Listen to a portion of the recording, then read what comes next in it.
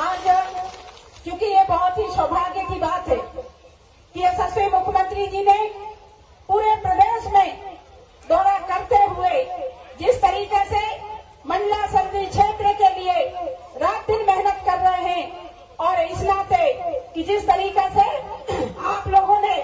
हमारे प्रत्याशी आदरणीय कुलस्ते जी जब विधानसभा में चुनाव लड़े थे और इस क्षेत्र से विधानसभा में कुछ कारणवश हो सकता है हमने कुछ कमी रह गई हो, इसके कारण से इस विधानसभा में हम लोगों ने लूज कर गया और भारतीय जनता पार्टी के प्रत्याशी को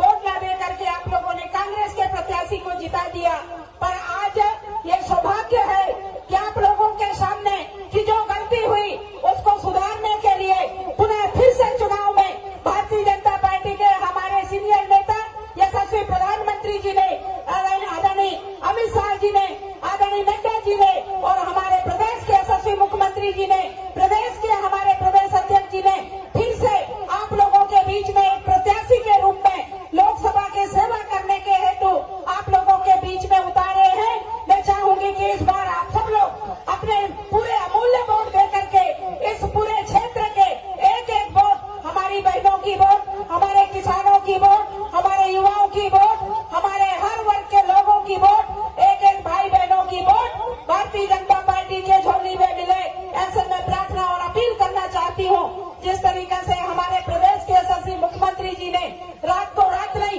दिन को दिन नहीं, लगातार पांव वाले भाई समझ करके एक एक गांव में जा रहे हैं, अपील कर रहे हैं कि हमारे मध्य प्रदेश के 29 सीट जीते, उसके लिए रात दिन भूखे प्यासे रह करके मेहनत कर रहे भाइयों बहनों। मैं हमारे समस्त जनता की ओर से, मंडला जिले की ओर से, लोकसभा संसदीय क्षेत्र की ओर से माननीय मुख्यमंत्री जी को हृदय से बहुत बहुत धन्यवाद देती हूँ कि आपके कृपा, आपके आशीर्वाद हम लोगों के ऊपर लगातार बरस रही है। निश्चित ही आपके मार्गदर्शन पे हम लोगों ने इस मंडला संसदीय क्षेत्र को ऐतिहासिक जीतों से हम लोग जिताएंगे, ऐसे मैं आपको विश्वास दिलाती हूँ। आप लोग हाथ उठा करके बताएं कि हम लोग जिताएंगे नहीं जिताएंगे। आप लोग सब लोग एक संकल्प लेकर के बताएं कि जिताएंगे। मैं आप सब लोगों को हृदय से बहुत बहुत धन्यवाद देती हूँ। यशस्वी प्रधानमंत्री जी ने हर वर्ग की चिंता करते हुए भगवान बन करके उन्होंने जिस तरीके से दीन दुखियों की चिंता कर रहे हैं, मैं आप सबसे प्रार्थना करती हूँ भाइयों बहनों कि बहुत अच्छा अवसर मिला है।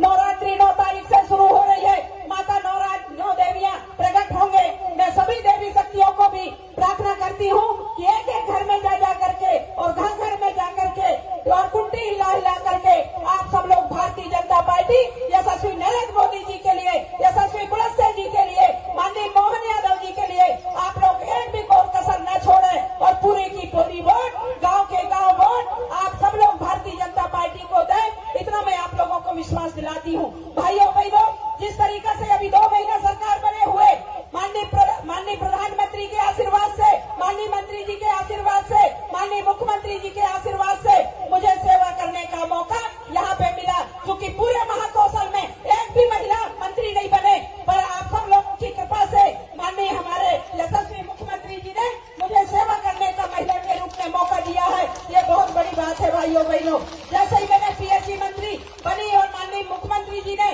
सबसे पहले पीएचई मंत्री का